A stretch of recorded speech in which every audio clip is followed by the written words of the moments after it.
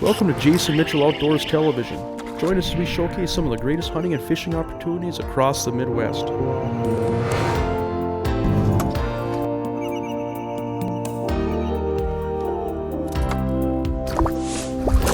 There, we got him. Whoa! There's a fish. Oh, just like that. Thanks so much. That's a beauty. Got it. Today's show is brought to you by these fine sponsors: Yarcraft Boats, Evinrude BRP, Jason Mitchell Elite Series Rods, North Dakota Tourism Legendary, Cooper Chevrolet, Clam Ice Fishing, Northland Fishing Tackle, US Reel, Trigger X, Salmo Fishing Lures, and Bionic Line.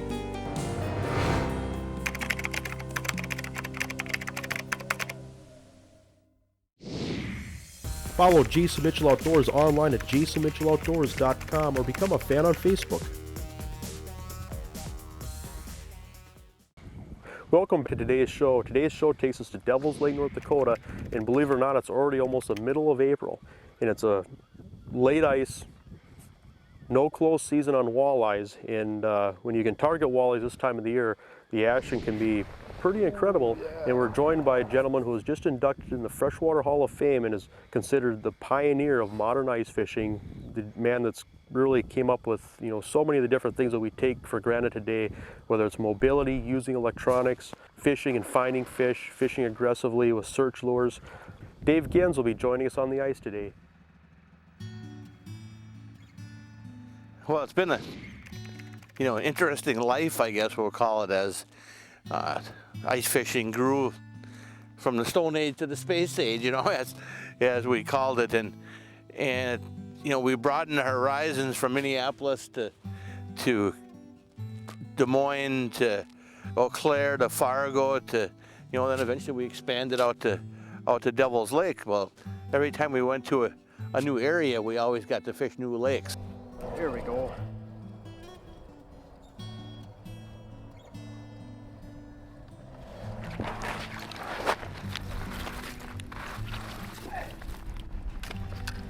See, when these fish get really pale like that, on Devil's Lake in a lot of places, they lose their color and they get pale when they move a lot, and so that kind of dials you into the pattern a little bit. But, late ice, the season doesn't close in North Dakota, and I tell you what, a lot of times this time of year, the fish do move a lot, and so it's a matter of just trying to get between point A and point B. You know where they're going to spawn, you know where they've been, and just trying to get in major structure, that is in the way, so to speak, and a lot of times that's where you'll bump into fish.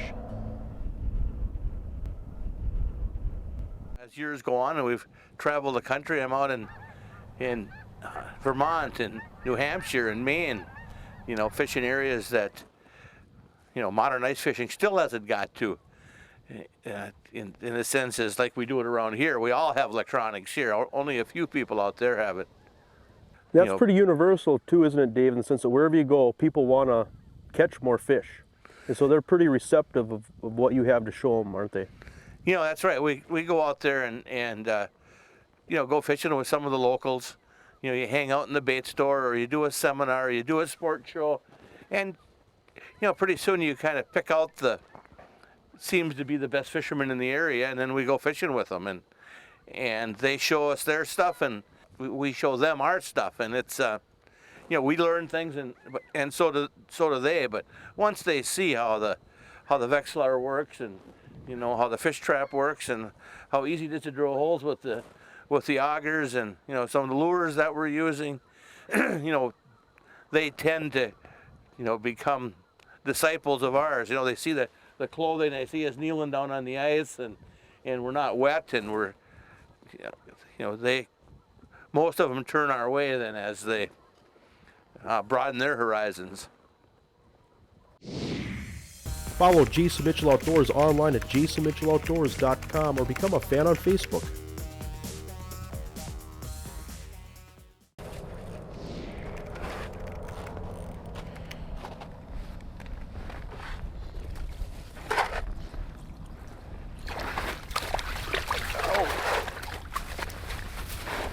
Nice one. Feisty little devil, isn't he? Right on the lip. Feisty little devil. Get that puppet minnow, Northland puppet minnow on there. Trying to do this a little bit differently here. Trying to make it look like I got 2 minnows down instead of just using, let's say, a minnow head or a tail. Just put 2 treble hooks in there. And we got that thing down there jigging, making it look like, say, there's two minnows. Seems to be working today. Go back down and try for another one.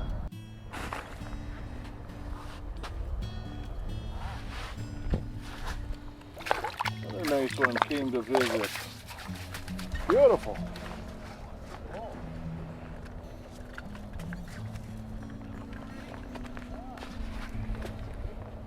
Yeah, that one must have been traveling in pairs.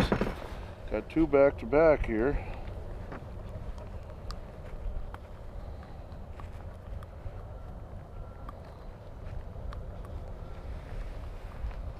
You know, some of the things that unique to walleye fishing here is fishing in the trees.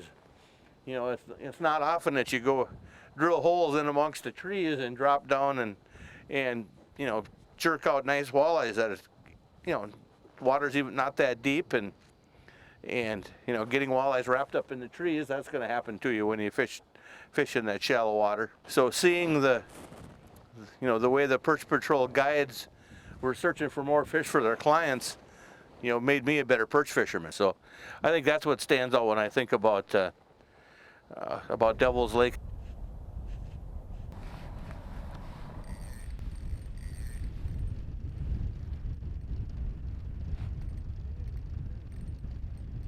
Big old walleye.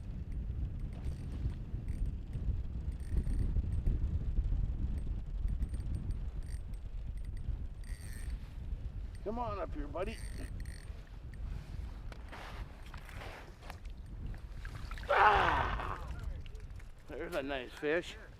The friendship between Dave and I, you know, I remember the first day we met, we had supper that evening, and we had, you know, we talked a lot about ice fishing, and you know, we were a mobile guide service, we always have been, and of course that's Dave's style is and what he's been preaching for years is mobility. And, you know, Dave has always kind of been the godfather of ice fishing, and we've always, you know, kind of looked up to the man that brought us all these latest and greatest inventions in ice fishing, and you know, thanks to him, it's become the great sport that it is today.